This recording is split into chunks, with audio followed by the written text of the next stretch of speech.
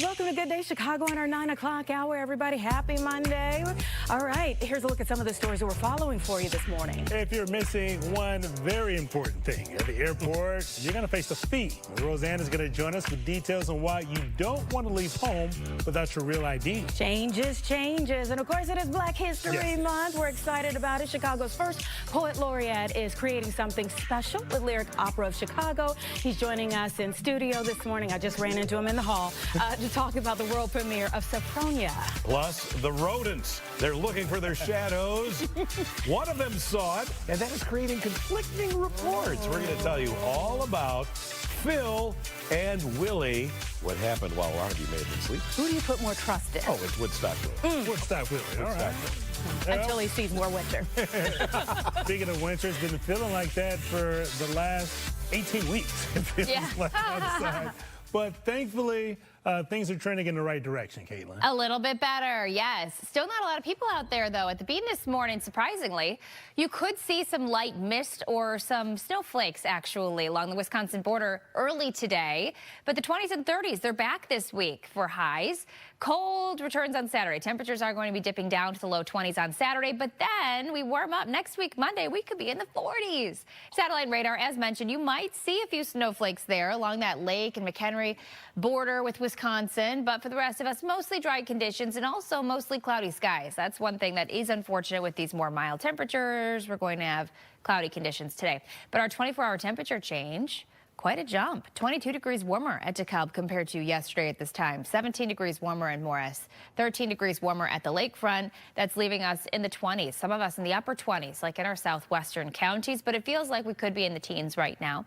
Here's your futurecast. Let's take you through your day. Highs will be right around 30 this afternoon, and then this evening, we still have the clouds in place with chance for a few scattered light snow showers overnight tonight. Then we get into your Tuesday, and our model is bringing in some lake effect snow in northwest Indiana especially. Temperatures tomorrow are expected to stay in the 20s. And then we work our way into your Wednesday, where we're kind of on repeat with the temperatures. You can see in our 70 forecast back to the upper 20s expected. Thursday, though, how about the low 30s? Then we have the chance for some snow Thursday night into early Friday. Friday perhaps hitting 33. That will be balmy. And then this weekend, we're back down to the 20s with warmer conditions expected. Next week, back to you. All right, we have an update surrounding that water main break in Dixmoor, a town that has had water problems for quite some time.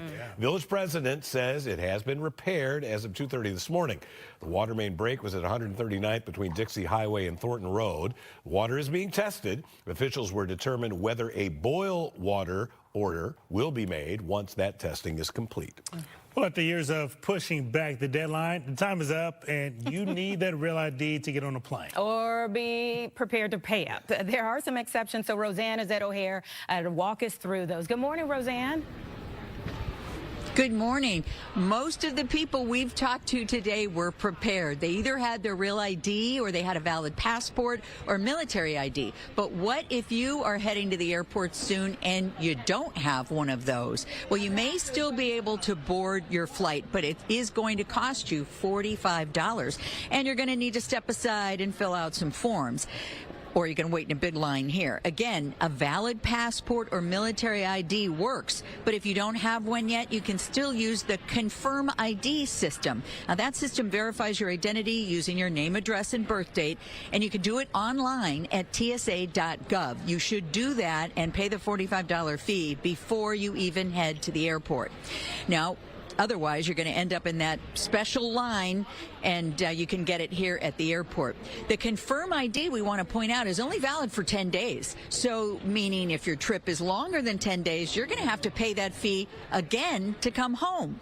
Passengers we talked to who have real IDs were pretty happy they didn't put it off. I actually got mine about a year and a half ago, so not nervous at all. So you were in good shape. I was, yeah. And you? Same thing. Got it at least a year and a half ago, so no concerns at all. Do you have any concerns about the people in front of you holding up the line when they figure out they don't have it? No, because it seems like they divert them somewhere else. So. And I do now that you said that. Okay. Oops, sorry. Here now. We've here. Yes, well, hopefully we're getting the word out there that if you don't have one, you are going to have to take those special steps. Things appear to be going well at the airport, although I should tell you, not related to our story, I don't believe, This place is packed today. Another word on the Real ID. If you're under 18, you don't need a Real ID or any of those other things, but you do need to be traveling with somebody who's 18 or older. And finally, you could always just go get this done once and for all. You just need to go to a full-service DMV or the Super Center, the Super Site, which is still open at 191 Clark Street downtown. So that's 191 North Clark. Back to you now in the studio. Roseanne, have you seen anybody have to step out of line and start things all over again? Oh, yeah. Well, they didn't have to step out of line because they figured it out when they got here. But we did talk to a couple of people who did not have their IDs. They were awfully calm about it. They said, well, we never travel. We weren't really worried about it. So they had to pay the $45. And, yeah, they were here really, really early. But otherwise, it could be, a big hassle. They don't let you know right when you go through the first security line. It doesn't come up. But by the time you get to TSA, then you are diverted. So it can add some time and frustration, and who wants more of that at the airport? Probably no one. Thank you, though, Roseanne. Yeah, I mean, and it's especially if you get there at the last minute and then have that's right. that Rush. What? Day just ruined. Yeah, trip ruined.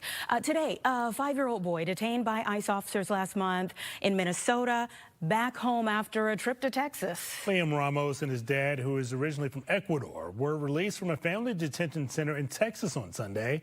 The two were taken into custody on January 20th. Neighbors and school officials claim that ICE officers used the preschooler as, quote, bait by telling him to knock on his door so that his mother would answer. But the Department of Homeland Security paints a different picture, alleging Liam's father ran off, leaving the child in a running car in their driveway. Government officials say that the father entered the U.S. illegally in 2024, but the family attorney says he has a pending asylum claim, which allows him to stay here. On Saturday, Mayor Brandon Johnson signed an executive order requiring Chicago police to investigate allegations of abuse by federal immigration officers. Johnson says police won't be arresting federal agents, but more so laying the groundwork for potential investigations into their conduct. We need to send a clear message. If the federal government will not hold these rogue actors accountable, then Chicago will do everything in our power to bring these agents to justice.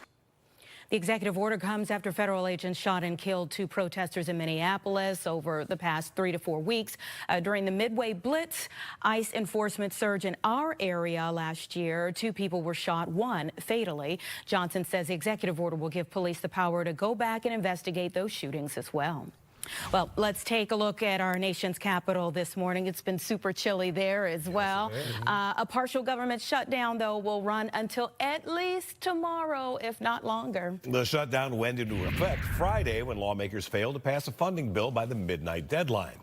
House Speaker Mike Johnson plans to hold a vote tomorrow to reopen the government, but Democrats say they won't budge unless changes are made to ICE enforcement. We held our ground and made clear our demand. The Senate must separate the Homeland Security's bill out of the large appropriations bill and allow this chamber to make real changes to overhaul ICE and to end the violence. We have to allow ICE to do its job. We have to allow Border Patrol to do its job, and we're going to make sure they have the funding to do that. Among the Democratic demands, requiring agents to remove masks, identify themselves, and use body cameras. We are still months away from basketball season, but the Chicago Sky is already making headlines. Drama here. Well, a minority owner has sued principal owner Michael Alter, claiming that he misrepresented the value of the franchise for his own benefit. The lawsuit alleges that Alter seized a majority stake at an unfair price to boost his own shares at the expense of minority partner shares. Chicago Sky posted a response from Alter's attorney on the website that reads in part, "This lawsuit is completely meritless. We look forward to defending our case through the appropriate legal channels and believe that this matter will be quickly disposed of." We certainly hope so. Well, crews are hard at work getting the field at Levi Stadium in Santa Clara, California, ready and tip-top shape for Super Bowl 60. Before the Seahawks face off against the Patriots, they spend days installing the field, and before mowing, aerating, and fertilizing the grass, they're kind of walking it through. Experts, meanwhile, are also testing the safety of the field using a machine called the Beast. Oh, workers simulate player movements to see how their cleats will interact with the surface. The Beast will apply loads that are equivalent to the loads NFL players apply to the surface when they're playing. We've studied those conditions in a biomechanical way and used those data to inform what conditions this device needs to test for. Very interesting. Field isn't just being primed for athletes, of course. The Latin superstar Bad Bunny, Grammy Award-winning Bad Bunny, I should say now, will be this year's halftime show performer. Saw him last night on the Grammys. Super happy for him. It's interesting that they're using a robot for this as opposed to just some other dudes to go out and test the field. Yeah. We were talking about technology. Yeah. Here we apparently are listing some of the finalists here. The Department of Streets and Sanitation just announced their finalists for the city's annual Name a Snowplow contest. Yes. They include some winners here. Now, the Blizzard of Oz, which makes sense because Lyman Frank Baum actually wrote The Wizard of Oz while he was living in Humboldt Park. Caleb Chilliams, Derek Froese, Chance the Scraper, and Monty the Piping Plower. These are all winners. I like those. Yeah, I think there was one that was like, it's time for the plowculator. Oh, I was like, that's what, yeah, plowculator. That was like a high up on my list. I hadn't heard that one. Well, we also have Kevin McPlowster. Makes sense, too. Like the character Kevin McAllister from Home Alone. Buckingham Plounton. Pope Frio. The 14th. And mustard snow ketchup, like mustard no ketchup, makes sense for Chicago. Yeah, you can vote for up to 6 names by Valentine's Day, February 14th at chicagoshovels.org. Do you have a favorite? I like the sports ones. I like Derek Froese. I like Caleb Chilliams. Yeah. Those are, I think, 2 winners. Some of these, I'm not a big fan of the mustards. Yeah, that one was like doing a little too Some were much. like super long. Yeah. It's got to be like short and catchy, right? So you remember, right? Yeah. Well, it's also Groundhog Day, so you know what that means. It is my job this February 2 to look to the skies and report back to you that there is a shadow here on my ground. 6 more weeks of winter abound. Well, it's Groundhog Day, so you know what that means. I'm playing, guys. Yeah. You're supposed to say it again. Punxsutawney Phil predicts more winter. A pretty large crowd gathered in the freezing cold this morning in Pennsylvania. It was zero there. It was zero. Zero. But the crowd, you got to be among the crowd, you know, for something like this. They wanted to watch the famous prediction. It's a tradition that goes back more than 130 years. Look at him. An expert a little bit closer to home came to a different conclusion. Willie looked skyward to the east, then behind to the ground, and stated clearly in groundhogese, I definitely do not see a shadow. Spring is coming. Much better news from Woodstock Willie, courtesy of Stephen Tobolowsky. He is such a fine actor. Look, Willie says spring is coming early. That was presented by Ned Ryerson. Yes, Stephen Tobolowsky. The movie Groundhog Day was filmed in Woodstock. We're going to check in with Jake Hamilton to see how they are still celebrating Groundhog Day over Harry Caray's later this morning. I'm telling you, Willie, in my opinion, much more photogenic The well-taken care of today than what we saw from Punxsutawney. Willie had his coffee this morning. Yeah, he was ready to go. And maybe it says, like, okay, in Philadelphia, they're going to have, you know, their season change. They can have it. Yeah, they can have it. Bring it out. We've had plenty already.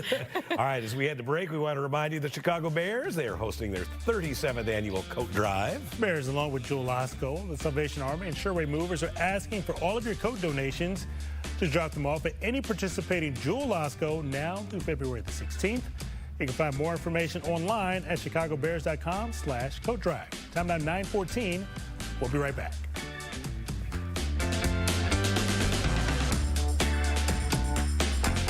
Malman Law has more lawyers than any other.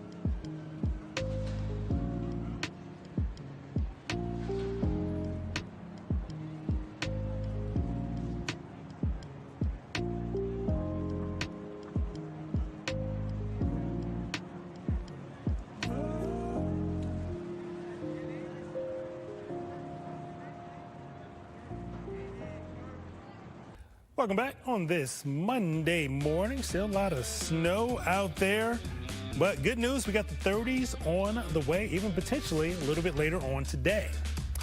Well, getting back into fitness is on your list this winter. The Chicago Park District is making it easier and cheaper. For the first half of February, you can work out for free at dozens of Park District fitness centers across the city. Joining us this morning to break it all down for us is Brandon Lyles from the Chicago Park District. Good morning to you. Good morning. How you doing? Doing very well. Let's start with the headline. Free workouts always get everybody's attention. How exactly does it work, and what all do you get access to? Absolutely. So starting yesterday through February 15th, Chicago Park District is offering our free fitness week at all of our 70 locations across the city.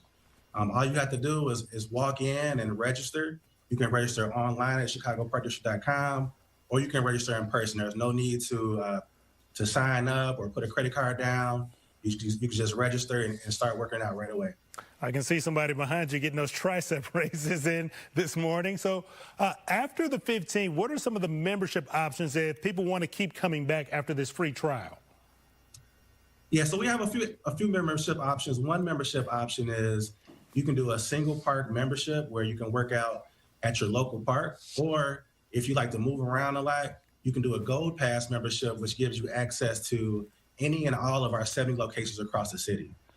We also have some discounts for a 30% discount for city employees. We also have active military discount as well. So we want to make it as easy as possible to get you going in your fitness journey. February is also Heart Health Month.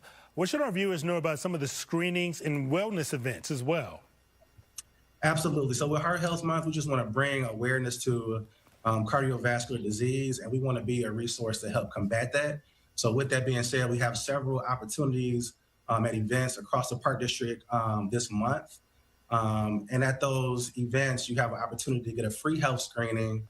And for more information on that, you can also go to chicagoparkdistrict.com to get a full listing of those events and times. Brandon, beyond the gym, what are some of the other ways that Chicagoans can maybe stay active when it comes to the parks? We have so many options. So if the fitness center is not your thing, we also have group fitness classes where it brings a little more community and accountability to your workouts.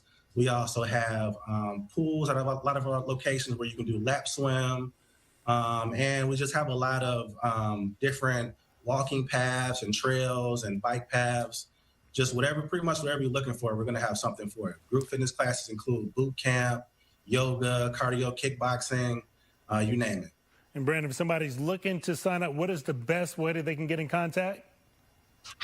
They can either go directly to their park and sign up, or they can go to chicagoparkdistrict.com. And if you're just looking for information on our fitness centers in general, you can go to chicagoparkdistrict.com/facilities/fitness-center. So it's kind of a lot, but you can search, Google it, and it'll come up that way as well. We also have information on our own website at fox32chicago.com. Brandon, thanks so much for your time. We always love free. All right, sounds good. Thank you so much. All right, time's now 9:20. We got much more to come this Monday morning on Good Day Chicago.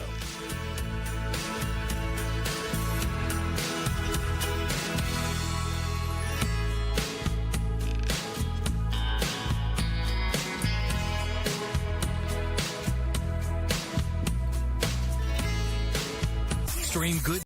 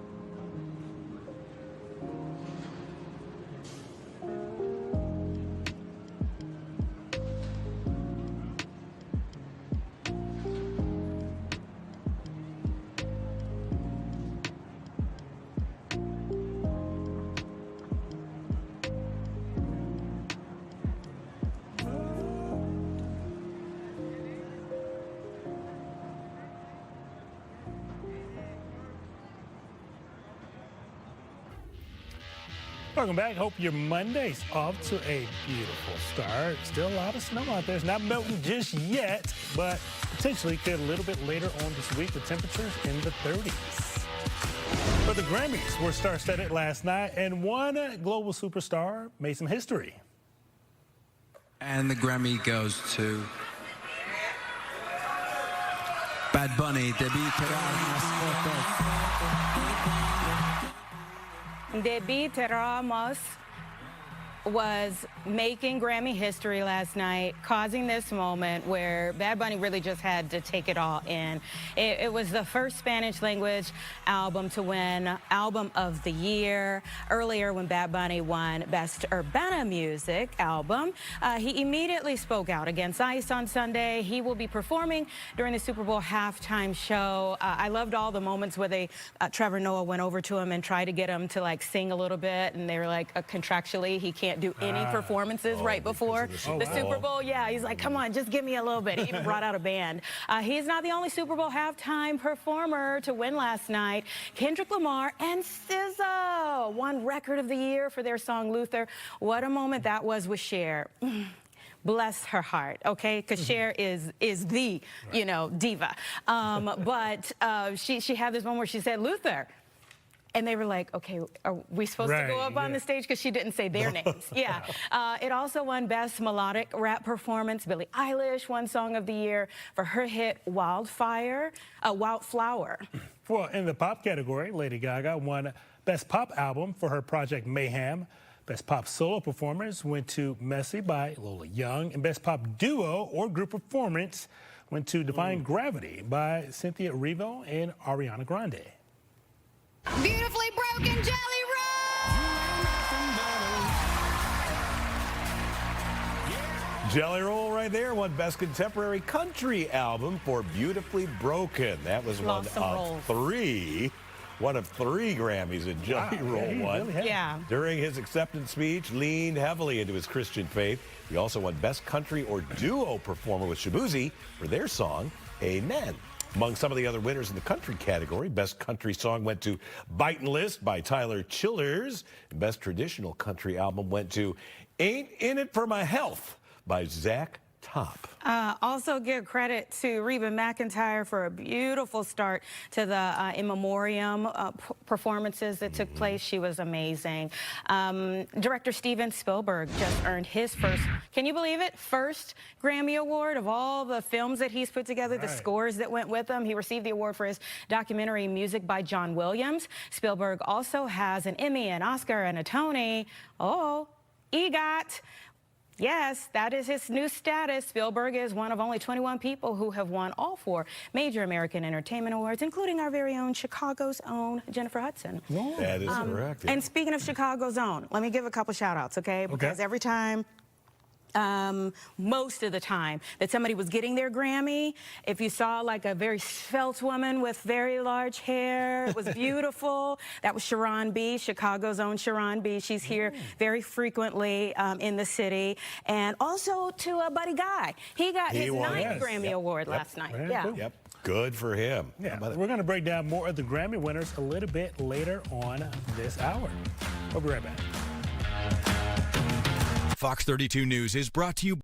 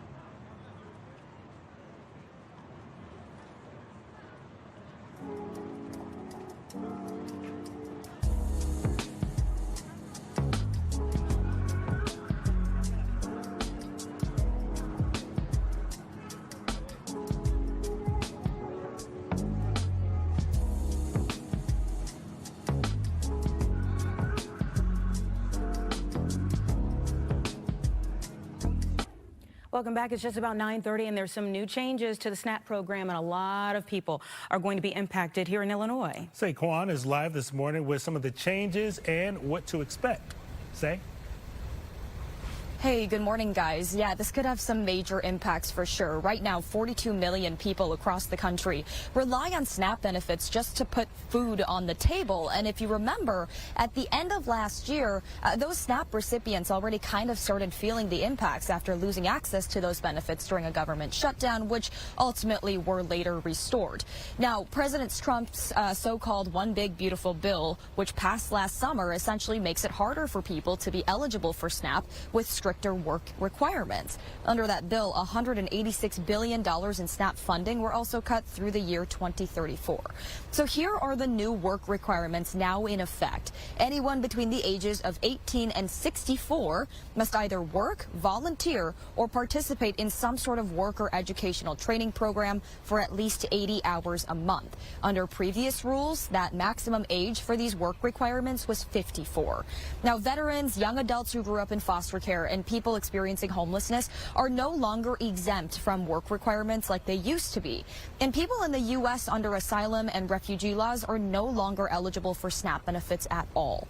Now, there are exemptions, though, and that includes people living with disabilities, people who are pregnant, or if you have a child at home under the age of 14, which used to be 18 under those previous rules. Now, if you are exempt, you are encouraged to fill out and submit a form as soon as possible through the State Department of Human Services website. Now, we did chat with a local food bank recently about these new changes to SNAP and the widespread impacts those changes could have. We are bracing ourselves for yet another hunger crisis. I mean, you're correct. You know, during the recent government shutdown, we saw what happens and the hunger and hardship that was unleashed on this city and on this country when you take away access to SNAP. It's a critical lifeline for many, 2 million people actually in the state of Illinois. And we estimate that around 200,000 SNAP participants will be affected by these work requirements and will not be able to show that they have an exemption and are at risk of losing their benefits starting May the 1st. Yeah, so just to reiterate here, people who don't meet these new requirements will only be eligible for benefits for 3 months every 3 years. And the date here to watch is May 1st, as they could lose access to those benefits starting on that day. Now, the state does have a free tool that you can use to find out whether you are exempt or to find out whether you even meet these new work requirements. They do have that up on their website right now under the AID portal. Guys, back to you. Say thank you. I think it's about 450,000 people could be impacted, SNAP yeah. benefits in our state. For sure. All right, time now 9:32. Checking in with Mike for a look at the forecast. Some of those clouds still hanging kind of low out there. Yes, indeed they are. And that shot behind Say, you can see there's still plenty of ice on the lake. But I think next week we're going to start a little bit of a thaw.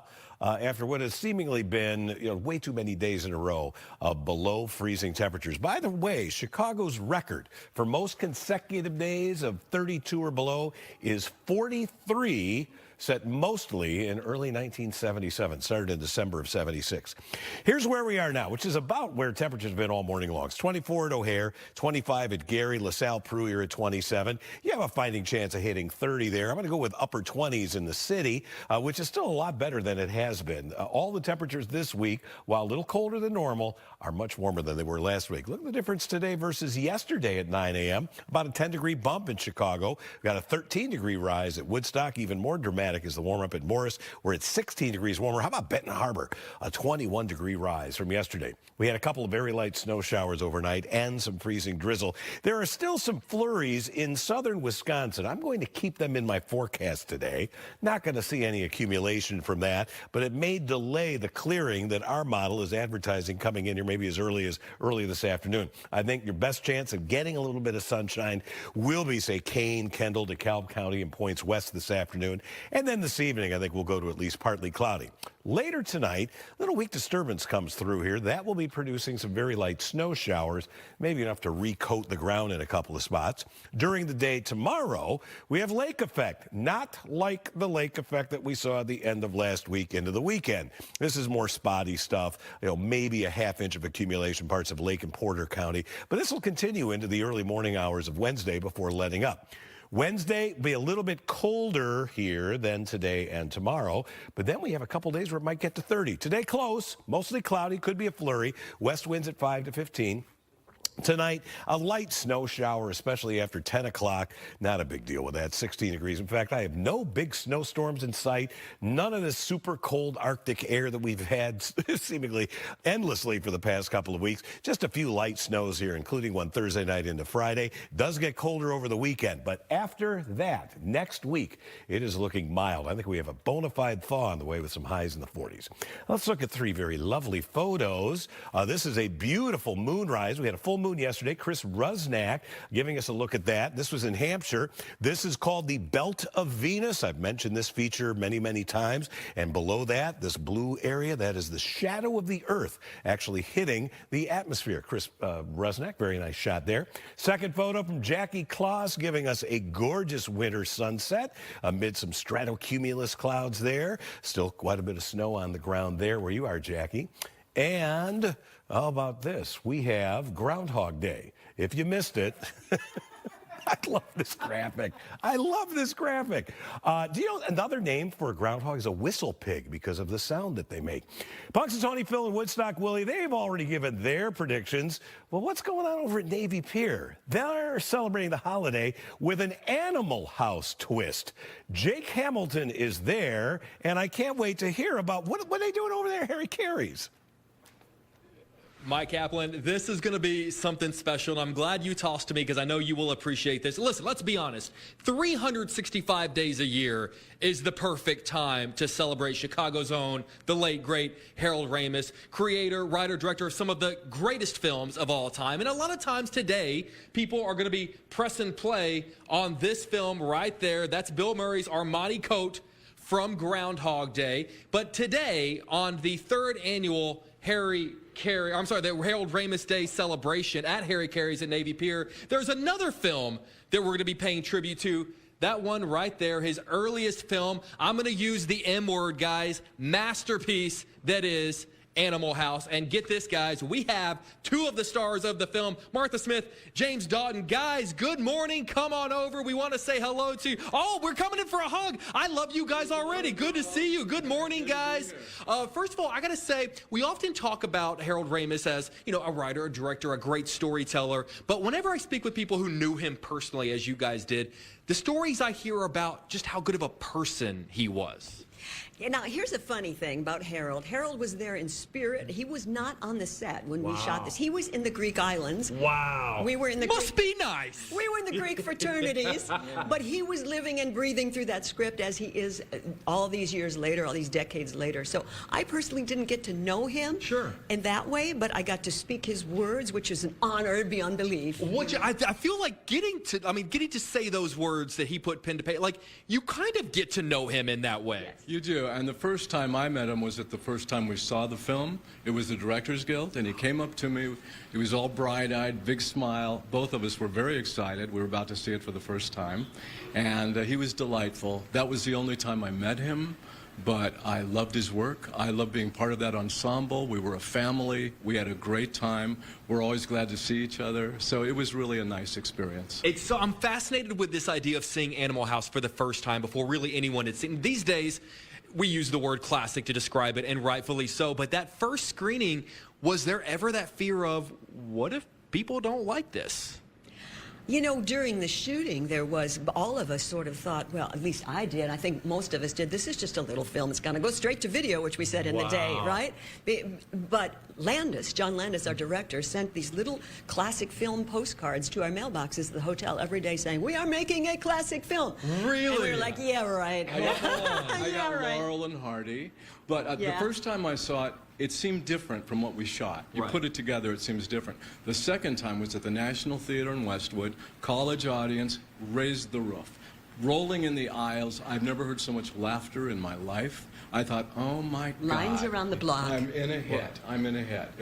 I mean, all these years later, we're still talking about it. People can come out and see you guys a little bit later at Harry Caray's at Navy Pier for Harold Ramis Day. Over the years, what is the thing you get from fans? Is there one line that people are shouting? Or? It's love. I was on the plane coming here. The guy next to me knew my lines. Come on. Okay, he was from Israel, but he's lived here many years, has a couple kids, and he knew my lines. And people know your lines. They shout them out. It's like Rocky Horror. They sit in the audiences and they do the line. I get always P-I-G pig, and I'm sure that's going to be on my tombstone one day. Here lies a P-I-G pig. But isn't that a testament, circling back around to Harold, isn't that a testament that, like, these lines that he created, we're still shouting them at? Now, Thank God for comedy. Yeah. Fans, like, is that okay? Like, are you guys cool? I'm always curious, like, fan protocol, like, what is allowed and what is not allowed. Are we okay to say lines to you guys? Of course. Are you kidding? We love it. We love it. Look, it was a labor of love. John created such a wonderful energy to work in. All the Johns. Yeah, all John the Johns. Landis, John Belushi, John Verne. Oh my God, Belushi. Chicago. That's a lot of Chicago. Of course. There, you know? Yeah. Nah, he's a sweetheart. He was Landis and Belushi were really wonderful. And I had a great moment right before the food fight where I looked at him and I said, don't you have any respect for yourself? He lost it 4 takes. Every time I said the line, he lost it. So 4 takes was long for Animal House. We had a low budget. And I'm as serious as can be. And yeah, it was really a kick, you know? I got in trouble, guys. This is a true story. In high school, in the cafeteria, I did the mashed potatoes zit joke. P-I-G pig? And the teacher who was supervising the cafeteria had never seen Animal House and did not find the joke funny in the least bit. But the fact that 20 years later I can tell you guys that story means it was totally worth the detention I got. Guys, we are out here. Harry Caray's at Navy Pier, 3 o'clock. Come on out. Harold Ramis Day, the 3rd annual, guys. As a movie fan, this is an absolute honor getting to talk with you guys. Thank you, guys. If you can't tell, I'm geeking out. Love you guys. Toss it back to you in the studio.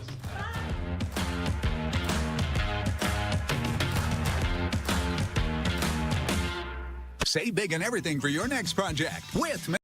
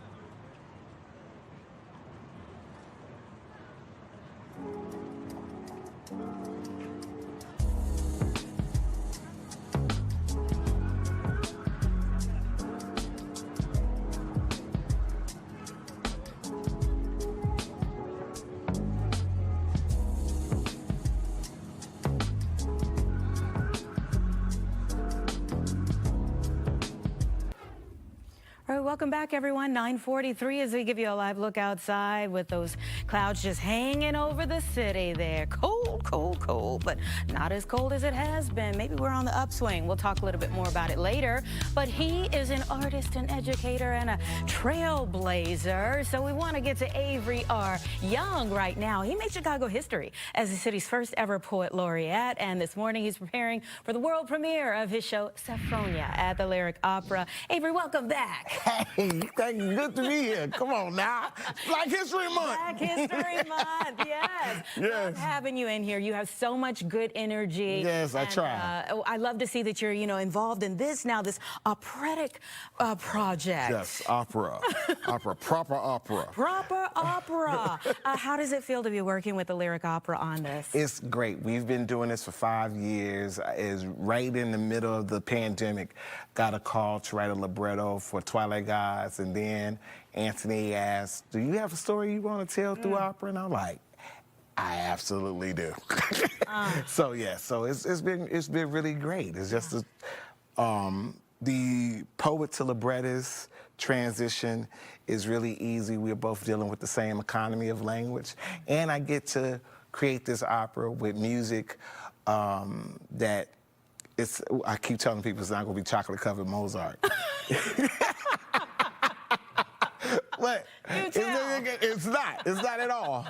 It's going to be it's a mixture of blues, gospel, and funk, the music that was playing in the house when I was growing up. Yeah, so. I think that's one of the things that I value about the Lyric Opera is they're welcoming all genres of music and to make, they can weave everything together. Yes. I love it, And my point is that the music that black people made in this country is American classical music.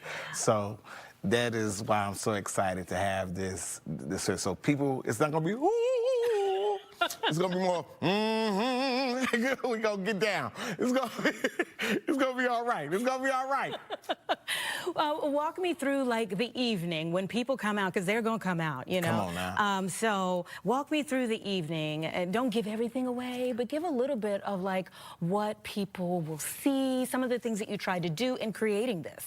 So it's 2-night concert presentation. There will be projected imagery by VAM Studio. The director is Tim Douglas.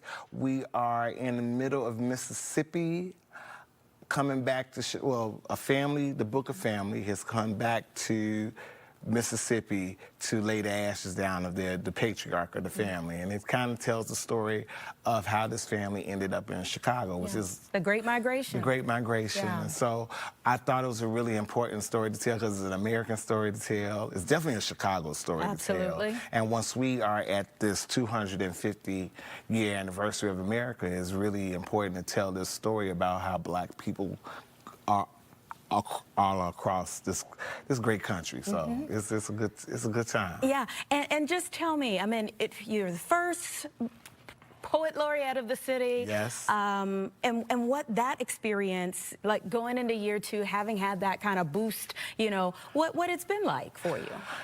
Poet laureateship was absolutely wonderful. When all the work we did going through the different libraries and schools with workshops and teaching the Siloam, having the short films broadcast over Millennium Park during the summer, had a really good time. And Maida, who's the new one now, that's the homie from back in the day. So that's like a sister right there. Congratulations to her, And it's a good time. So, I am very, very proud of the city's value that they've given to poetry and literature in Chicago. I've been working here for a long time, bringing poetry to the babies, and it's really cool to see it highlighted in such a way. It's wonderful to see the growth that you continue to have in the city. Yes, come on now. And we want everybody to go out and see Saffronia one more time. Where do we need to go? To lyricopera.org. I was about to say come, but it's org. Lyricopera.org. All right, we got it. We'll be there. Thank you so much for being here. No, thank you for having me. All right, everybody, 9:48. We'll be right back. Donald Trump has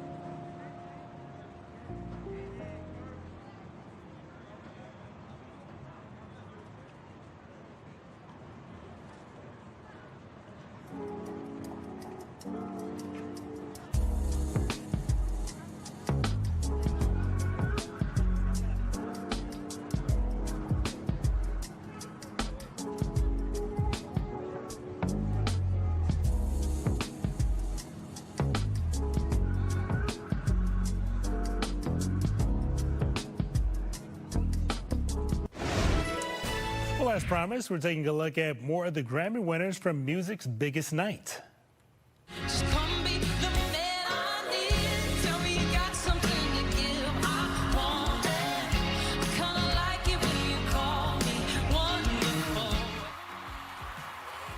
I was so happy for her. Olivia Dean. Performance by the British pop singer-songwriter was just fantastic. And then she looked amazing when she accepted Best New Artist. During her acceptance speech, the Man I Need singer paid tribute to immigrants. Come on. Let's salute them. Let me tell you about this girl. Maybe met her in 50 and her name was Brown Sugar. We been making love constantly. This was the moment of the night for me. There was also a night full of tributes for the Grammys as entertainers celebrated the life of some lost icons. Lauryn Hill hit the stage singing her and D'Angelo's duet, Nothing Even Matters. Love that song, by the way. She then brought out Lucky Day to sing the soul singer's popular Brown Sugar. Some other artists who paid tribute to the singer included Raphael Sadiq, Anthony Hamilton, Leon Thomas, and Bilal. They later performed a tribute to Roberta Flack with the Fugees, performing their rendition of her famous song, Killing Me Softly. And they brought out Chicago's own Layla Hathaway for that part. Wow. Yeah. A lot of heavy hitters. Yeah, exactly. Well, speaking of Chicago heavy hitters, like we mentioned earlier, Chicago legend, this guy right here, Buddy Guy, continuing to show us all that age is just a number. He took home the Grammy for Best Traditional Blues Album last night. He's 89 years young. He just wrapped up his residency at his blues club, Buddy Guy's Legends. There were so many wonderful moments of the night. But I'm telling you, that D'Angelo, Yeah, he said to Raphael Roberta Sadiq, Flack, Bilal, tribute, Leon and Thomas. Wow. to reunite. The Fugees. The Fugees Right. after all this time. And I was like, is it real? I don't care. I love the moment. Next, maybe they got a tour. Maybe not. Maybe so. At least we got that moment. It was beautiful to see. All right, 9:53, everyone. We'll be right back. Who's the celebrity behind the mask?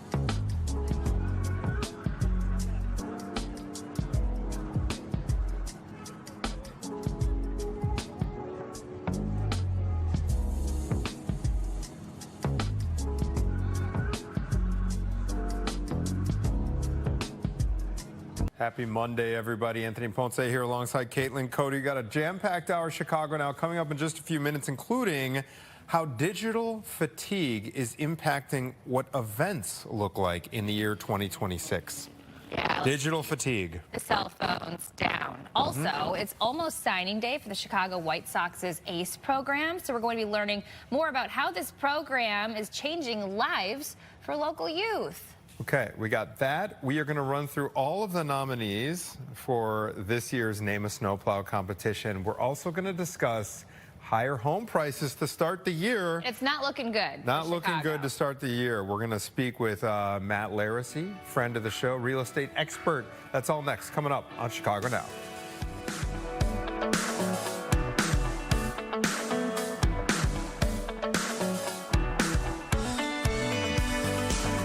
Fox 32 News is brought.